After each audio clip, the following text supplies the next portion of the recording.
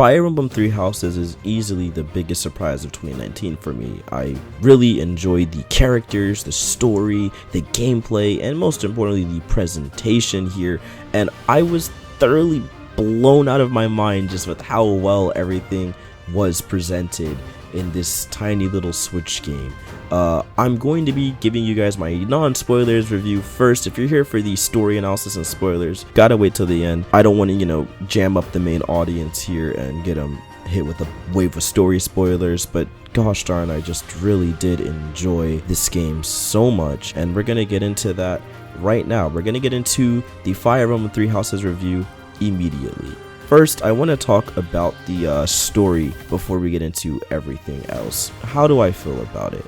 Well, to give you guys a little bit of background, you play as Byleth, or whatever you want to name your character. I'm just going to use the protag's main name, whether they be female or male, and you are a mercenary who works with your dad. Eventually, these three students from three different houses, one of the Blue Lions, one of the Black Eagles, and one of the Golden Deer, come to your door saying, yo, there's like mad thieves and they trying to kill us. We kind of need some help. And then you collab together, body these guys super quickly, get invited to this monastery, and eventually become a professor to help one of the three houses of your choosing out. This is the part of my path where I chose the Blue Lions, and from there on forward, it is a game of espionage, thrillers, political commentary of kingdoms and stuff of that nature, racism, surprisingly, mortality, which I completely wasn't expecting at all, and tons more. But this game handles all of it very well, and surprisingly subtly and maturely, which I wasn't expecting at all. But the game does a pretty good job of handling the story. Without getting into spoilers again, I really did enjoy the story presented, bro. I feel like it hits especially different if you play on classic mode, where you actually lose units, especially during the Blue Lions playthrough. If you guys know what I'm talking about, you know what I'm talking about. It just really hits home with some of the stuff that can happen in your game and the amount of kind of different branching paths they have because of how the story is presented, because of the unruly nature of classic mode where you can lose units. It really does shake up the core story, and when it's shaken up, it's something else, dude. It's great. Dimitri is by far one of the best protags, one of the best lords, whatever you say, in Fire Emblem. He's phenomenal. He's great. Him and his house are really interesting to follow, and I'm thoroughly shocked I had so much fun following these characters, especially some that really grew on me. At the beginning, I was really not a fan of Felix. Ended up being the guy I married by the end of the game because he's so great. I just really enjoyed how they write these characters, and it threw me for a loop, man. It really threw me for a loop. The characters really do carry a lot of the story, and it's more of a character-driven story than the actual plot. If we actually look at the main plot of it, it's whatever. It's a kind of generic fantasy thing, but when you get into the crux of how the characters are and each of their motives, and the fact that there's two separate playthroughs I still have to go through, and even other branching paths I could access that I probably didn't because of the way my story is, there's a lot in the game that has to be uncovered, and the fact that everyone's playthrough is going to be pretty different depending on what you do. I think the Black Eagles has like one route that's 16 chapters or something like that, which is like significantly shorter than from what I've seen everyone else's, and just the fact that there's that amount of diversity is really going to show, or not even really going to show, it is showing the amount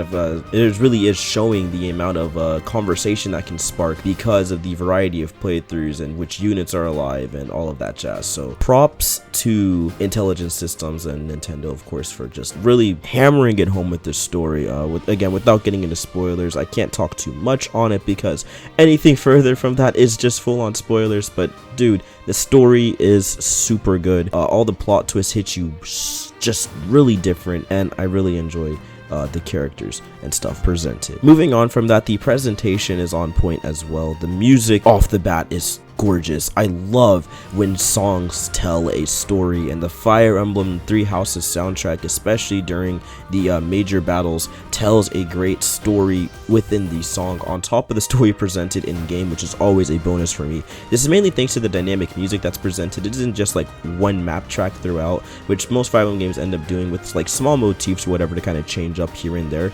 But in Three Houses, it ebbs and flows, right? So they kind of do this in other games, but not to this degree, where you're kind of fighting. It's very melancholy or sad or slow or whatever, maybe, or just a typical Fire Emblem song. and then an enemy comes in, right, a commander, and then the music completely switches up on you, and it's an entirely different motif, and then you scramble to take down that commander, and then the commander either retreats or gets killed, and then it plays the sad song when a commander dies or gets retreated or whatever, and then it kind of keeps that sad kind of melancholy sound throughout the entirety of the map, and it just kind of really hits you hard that you're, this is war, right? And then you have to take down another commander, and then the music kind of picks back up, but not really, it still keeps those sad motifs. You guys get what I'm trying to say. There's a lot of intricacies in the music that really carries this game for me. I loved that aspect of it, and that's A1 presentation right there, when you really know what you're doing with that music. Another thing is the map design, and the way the maps are laid out is also super intricate. Gotta give a round of applause for that. Really did enjoy, again, the fact that when I zoom in completely on a character, you really get to see the battlefield and the pathway set for that unit. I also enjoyed when you're going into fights and there's 2 different tiles and you're literally fighting and working your way in that tile, and that aspect of it is just really cool to me. Say like an enemy's in the forest and you're on the outskirts, it won't show you on the outskirts and then like what's it, like the Advance Wars, right, where it's just like side by side, one person's like shooting artillery from one place, the other person's like in a forest, like barely getting hit or whatever. It literally like shows your troops working their way into this like super deep and layered forest, and that's so dope to me. That tiny little aspect of it is A1. That's great stuff, dude. Like I don't know what else to tell you. Like, that's super cool. Really did enjoy what they did with the presentation here. All the quality of life UI changes or UI things that they have, or like say you open your notebook, and since you're a professor, that shows everything you need to do for the day, and inventory, and the map is like on a notebook, and it's very good stuff there. What else can I say, man? I just enjoy the overall art style. I really do enjoy the UI. Loved the characters. It's good stuff, dude. It's so really great. It's a very well presented game, and they definitely deserve every ounce of respect they're getting from it. Moving on from that, the gameplay is so gorgeous. Oh my gosh. It basically is Persona Light in a lot of ways. It's very similar to Persona in the sense of there's 2 big sections of the game. You have your calm sections where you go through the monastery, talking with fellow students, interacting with people, building your supports up, doing various activities to get your supports up and levels up or whatever may be, increasing stats and all that jazz. And then there's the actual battle segments where you're actively fighting enemies and doing battle. Don't know what else to tell you. Now, this was a thing they kind of experimented with a little bit in Shadows of Valentia, with mainly the a visual novel-esque section where you would look around certain parts of a town and pick up items or talk to townspeople, that kind of thing. But it wasn't to the degree of the monastery where you're like actively walking around and stuff. And they kind of mess around with this again in Fates, where it was like this hub world with like pixels and stuff, or what's it called, with the various sprites and stuff. So it's nothing new. It's nothing like super new, but it's definitely more fleshed out than those other games, and it does a really good job of feeling just full-on unique this time. I really did enjoy the instruction elements, the fact that you are a professor and you do actively get to instruct your classmates and like put exactly what type of stats you want into what type of weapon there is, whether it's spear mastery or sword mastery or bow mastery or mage abilities, whatever it may be. You really get to fully hone each of your character stats, so it's like full freedom there. Like, if you want your Felix unit to be a complete tank, you can go for that. If you want Dimitri to be a full-on sniper or bow user, you can go for that. So there's a lot of freedom and flexibility they have with that, and you could just start right away building the type of character you want. And if you just want a full-on tank that does it all, you can build a tank that does it all, just depending on like what classes you give them with the master steel, advanced steel, that kind of thing. So there's a lot of flexibility you have with building your own characters here, which means everyone's unit is going to be different. Everyone's unit, when you talk to people, it's going to be drastically different than the unit you have, and I really like that aspect of it. Now, some people obviously favor better stats than others, so you have to be careful in that regard. But if you want to build like a crack unit or whatever it's called, you can build a crack unit, and I like that aspect of the game. The game is very flexible overall with basically building what you want from it. You can literally make your own experience, and that's always a bonus to me. And I just really like that aspect of being able to have complete freedom over what type of unit you have. Other games, it's not restrictive, it's just more difficult to do. This game is just more easygoing in that sense of just, hey, we're basically giving you the tools, just go crazy, right? And I like that the game allows you to do that. Another thing I like is how interactive it is. The students will like sometimes come up to you and ask questions that you can use to boost their morale or relationship status up with. So it'll be like, oh, well, my favorite food cart stand closed or whatever. Like, I don't know how to live with myself, and you have to like give them a little answer. And like that stuff is cute because it just really reinforces the fact that you're a professor, like dealing with just normal kids at the end of the day. And it really, you know, hits different during certain sections. But like all that tiny stuff is really great to me. They also will come up to you sometimes asking, hey, should I change my goals or whatever to this? And you could say either yes or no. Again, just reinforcing the fact that you are a professor, you're just out there giving tips, you're just being a really good person at the end of the day. And that's always really cool, and the amount of interaction they have with the students is always welcome. That especially from a game that's very heavily driven by character interactions and character motives and stuff like that. So the fact that they have that aspect of the game is great to me. So moving on from that aspect of it, the map design is super on point, right? Like the way the maps are, the amount of verticality they have in certain maps, the various extra gimmicks they have, which is really dope. There's like mage cannons you can use where you like set a mage up and they can fire a fire orb or something like that. It's great. And there's like ballistas you can use and all those tiny little things to help turn the tables for you and like push up your more close range units, your sword masters and stuff like that. It's always good stuff, and I really do enjoy the amount of, again, freedom they give you to either utilize those things or not utilize them, whatever it may be. I also like the amount of variety they have in the mission structure. Most of the time, especially towards the end, it gets a little lazy and it's just rout the enemy, but sometimes they do like to mix it up, and it's like defeat the commander, and if you just defeat the commander, you're good, which is, you know, really nice because sometimes it's usually just straight up rout the enemy and that's it, that's the only way. And so there's like 40-30 units, and it's like, I don't have enough units to deal with this, you know what I mean? There's a lot for, you know, a tiny army to go through, and it gets a little tedious. But here it's just like, yo, kill the commander, you're good, right?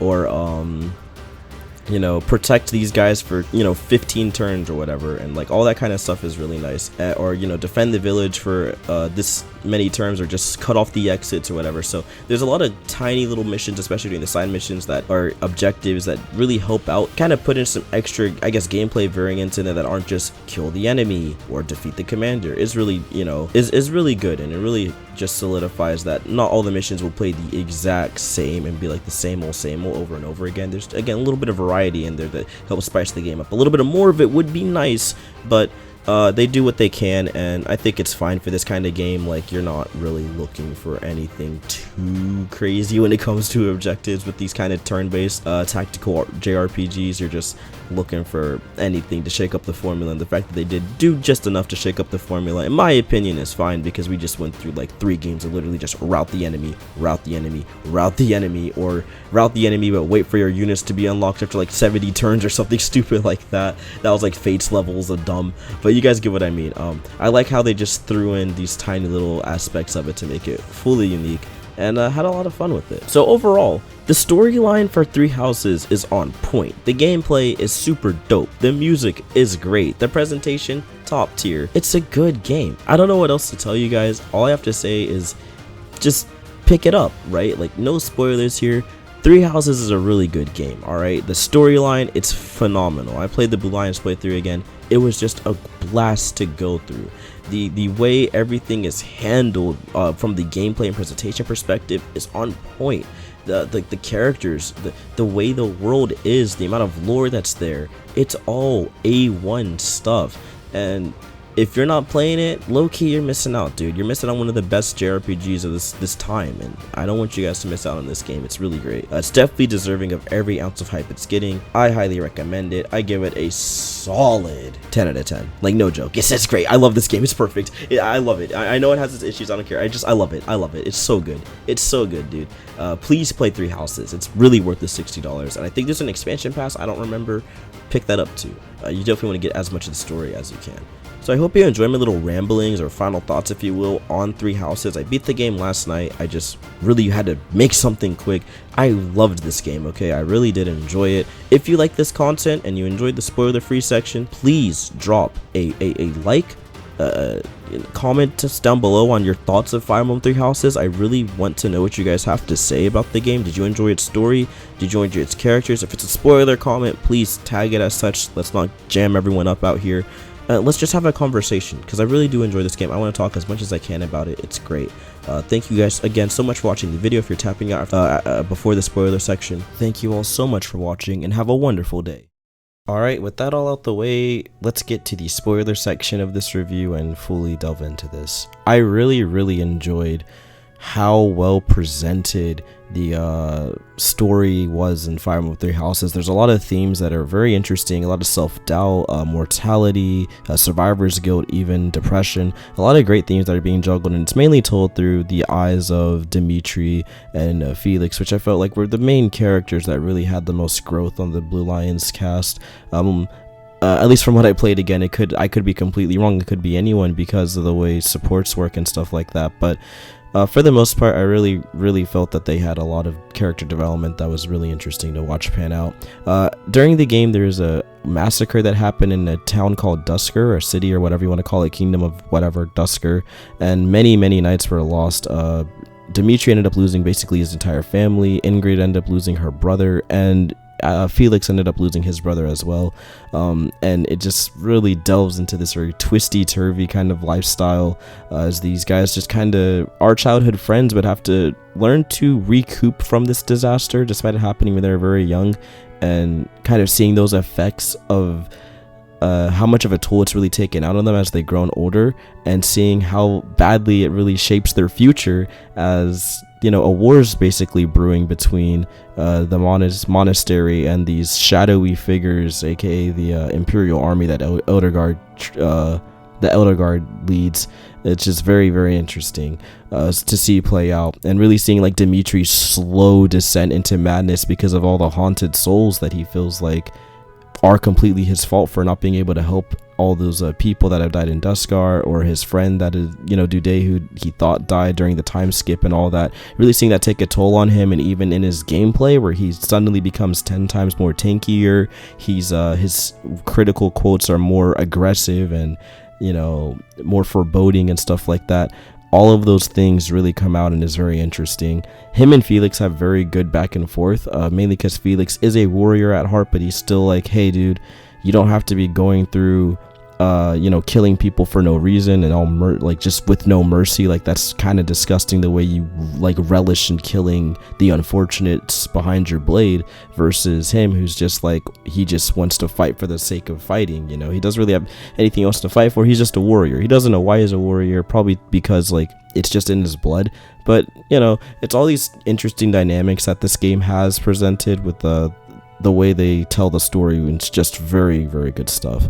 I just really love how Dimitri, you really see the slow descent into him just going crazy, and you know, the chapters it takes pulling him out of it with the conversations they have, or they're pulling him aside and talking with him, and the fact that you can't even support conversation him until he gets better in the main story was really great. There's so many good touches to Dimitri's, you know, falling apart here. What also doubly hurts his heart is like that wake up call he gets from multiple people, mainly Felix, when they're talking about losing everyone and how he feels like it's always his fault, and then Felix is like, well, it's not, you got to learn to be your own person, and all that kind of stuff was really great.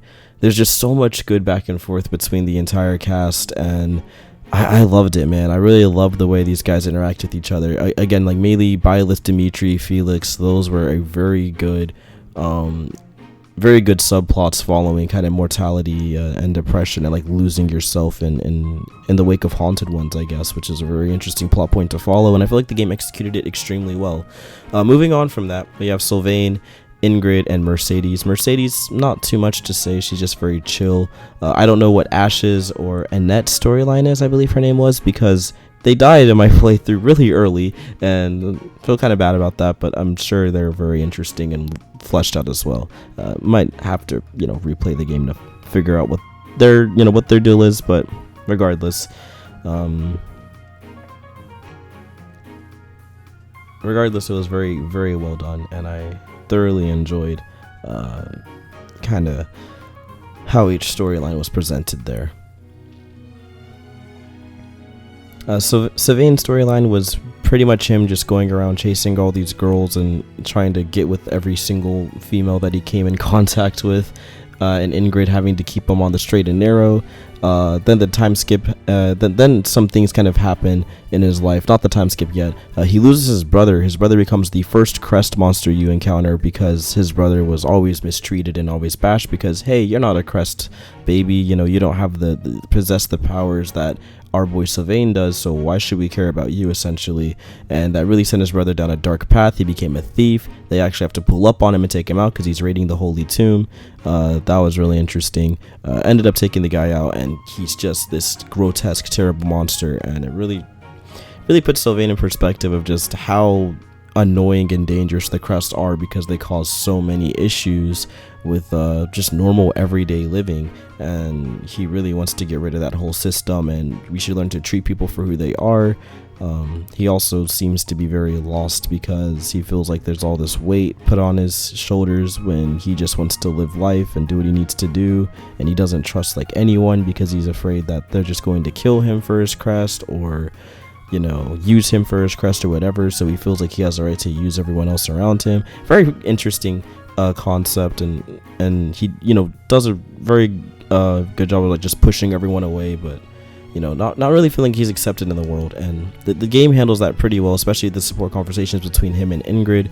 At the beginning it's kind of hunky-dory, jokey or whatever, and it's like whatever, but during the time skip conversations it's an entirely different like perspective, and I really enjoyed what they had going on there when it came to really enjoyed what they had going on there when it came to their conversations. Same with Ingrid. She's just someone who's just kind of going through the paces and just trying to pick herself up after all this non-stop destruction and warfare that she faces on a day-to-day basis, you know. Again, just very interesting characters. Overall, the Blue Lions playthrough was really fun. I had a blast with everything going on. I want to like fully analyze this later when I have more coherent thoughts and stuff, but for the most part, I just enjoyed it, man. I really did love everything presented here. I will fully go in depth with it later, at a later date when I actually play through all the different campaigns and stories and just see everyone else's perspective on it, so I can like compile full notes and really go in depth.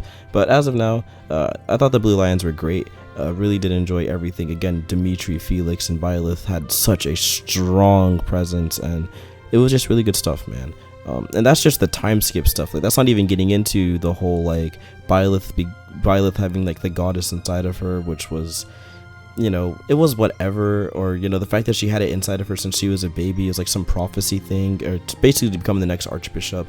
Byleth's dad passing away because I forgot what happened. I think he got like stabbed in one of the warfare events or whatever. And it was just all these interesting things that kind of take place throughout the game. It's just very good. It was very well handled, and I just loved every aspect of it. To be blunt, it was just a very good game. Yeah, story wise, Blue Lions was the GOAT. Just again, highly recommend you guys give it a shot. If there's anything else you want to add to the Blue Lions like talk, please comment down below. I will get to the other houses very soon, but if there's anything you want to add spoiler wise, whether it's red or the Black Eagles or the Golden Deer, go ahead and throw it out there. I'm more than willing to read up. I don't really care for spoilers at this point because I know basically what goes on in the Blue Lions. If I get spoiled with the Black Eagles, whatever, it's whatever, right? You know, like it's I'm already this far in, right? But it would be really nice to see kind of everyone else's positions on how you guys feel about the story. So yeah, sorry for all the ums and ands and stuff. I just wanted to make this, you know, kind of more personal, kind of like we're in a room talking kind of thing, you feel me? You know, make it like a conversation, you know. And hope you enjoyed this little spoiler talk. Had a blast playing this game, dude, and I'm gonna make a full like podcast and stuff later, like fully going into the stuff I really loved about Fire Emblem Three Houses stories. So stay tuned for that. All right, thank you guys so much for watching this video. If you guys liked it, all the content, I already told you what to do in the beginning. Just, you know, thank you for sticking it out. Have a wonderful day, and I'll see you guys later. Peace.